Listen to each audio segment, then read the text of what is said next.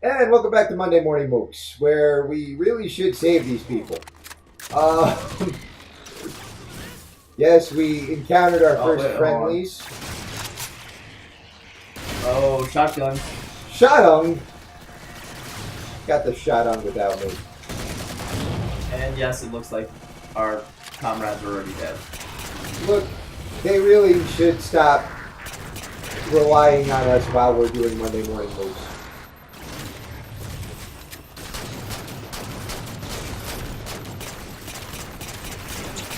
Oh yeah! Ow! Okay, so that's a grenade, not a death animation. This is something we should know.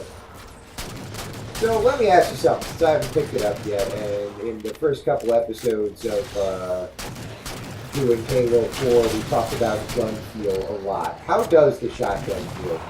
Because as far as I can tell, the only one that feels better than the other games is is my little submachine gun weapon here.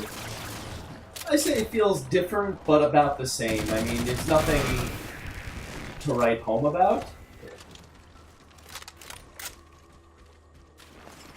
But, I mean, it's not necessarily like some of these, the alien weapons, which they just feel like it doesn't look like there's much recoil. They feel like toys. You don't feel like, it's weird when I'm using any of the new weapons that they have and like I see someone die, I'm genuinely surprised because it's like, here's some bullets that don't look like they hurt.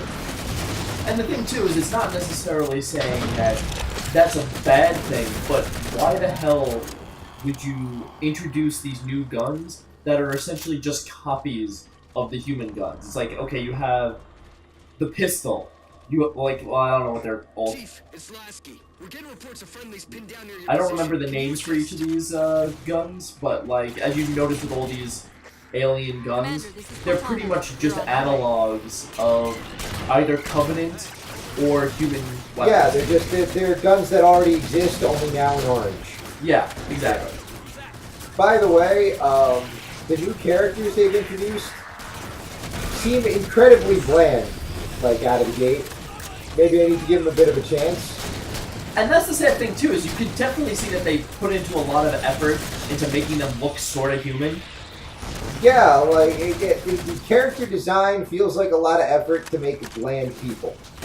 Like, the weird thing about that is like in ODST, maybe it's just because we sort of already knew it was Nathan Fillion, but like they made these characters that were designed in such a way that between the little bits of dialogue they had, even though it wasn't a lot, mostly it was combat dialogue and things like that, it was all interesting, I felt, even if the plot and what the characters were doing was not interesting, the characters themselves felt like they had personality. Oh, nice. Oh, is there like a big gun stash that I've been ignoring in order to run head first to my death? Yeah, you've also missed the railgun. Well, fire the damn railgun! Apparently, was not very good at it. You missed with the railgun.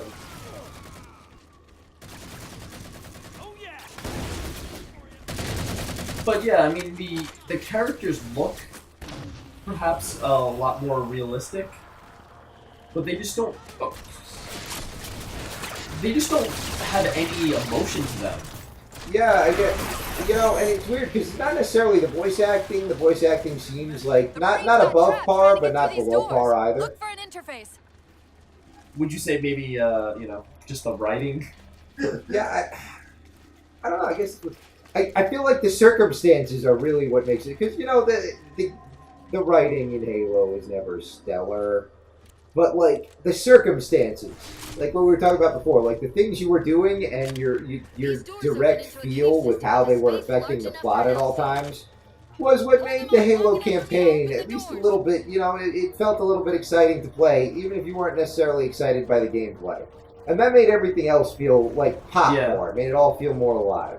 Are we supposed to be defending these doors instead of staring at them? Oh, probably. Yeah. I don't listen to Cortana. She's great. Cortana bores me, yeah. And again, Cortana bores me, and basically the entire thing that they're going for in this game is for you to feel an emotional attachment to it. Yeah. Which is not to say that, like, I mean, the shooting is fun, and Yeah. a lot of the components, they're really tight. However, it just doesn't feel like... I mean, it feels like you could have replaced Halo with any other setting, and you would have had just as good of a game. Yeah, I feel like there's no reason for this to be a Halo sequel. So, in that way, our very initial fears from episode 1 that this was a cash grab, I think that might actually be accurate. Like, it doesn't feel like it's adding to... It doesn't feel like it's adding anything to this. It doesn't feel like it's changing anything to this. It doesn't feel like it's making anything its own. Or even just be like such diehard fan love of the first games that it becomes like this nostalgic bit. Because it feels like it's too in between already. Yeah. Yeah.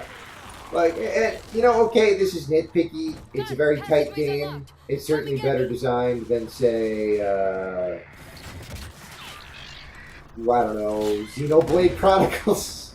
Yeah, I mean, I'll just say that, like, I think because it's a JRPG and because... Sorry about back there. That hatch of security was more difficult than I expected. It's all right. It's not all right. Nothing about it is all right. Yes, you're going crazy, we all know that. You know, she's got the robot Alzheimer's. Well, And again, like, they've done so much to try and make her more endearing. It's just, I don't know. Knight!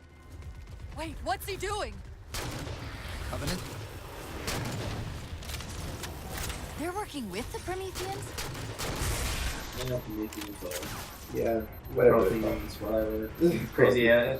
I think the only reason why we're seeing connections to Mass Effect is, you know, the ancient race reborn, the fact that a lot of the extra characters that they're introducing that are new have armor and clothing design right out of Mass Effect.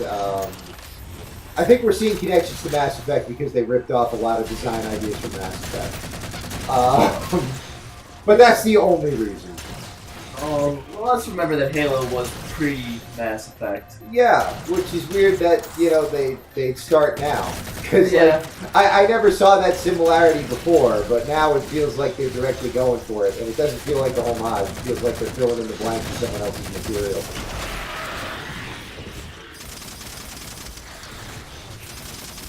Including the whole indoctrination being thing that Didact has. Yeah. Gotta learn that that's not a death animation, but a grenade.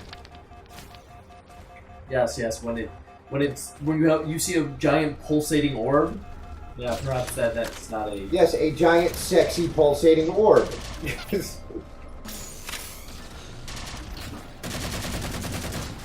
Stupid snipers.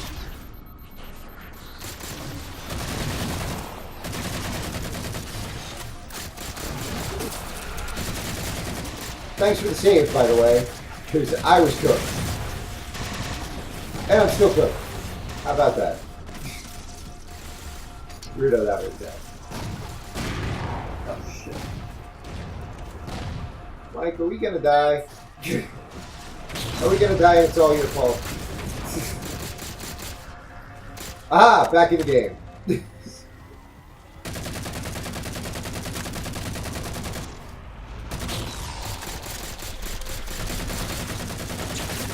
Running out of ammo. Sure. Let's see. You know what I also would like to see more of? What? And maybe it's just the fact that we don't work well together as a team, and I don't know why we're always doing like projects together, like Monday Morning Mooks. But like, I wish there was a game that I wish that they could design something that forced a little more team strategy when you go co-op. Yeah. I think I played briefly on the harder difficulties, and it definitely does require a little bit more strategy. Yes, sir. Good luck, Chief. Lasky out. This is Pelican 595. We have the Chief on board and are outbound for Rally Point Alpha Sierra Fox. And our pilot is not Cortana with a slightly different voice. All right. Traded. All right. Weapons So Let 'em once have again, it. I think we should pause so this time our friendlies don't die, and that's it for Monday Morning Mooks. Next time we're gonna keep on trucking, I guess.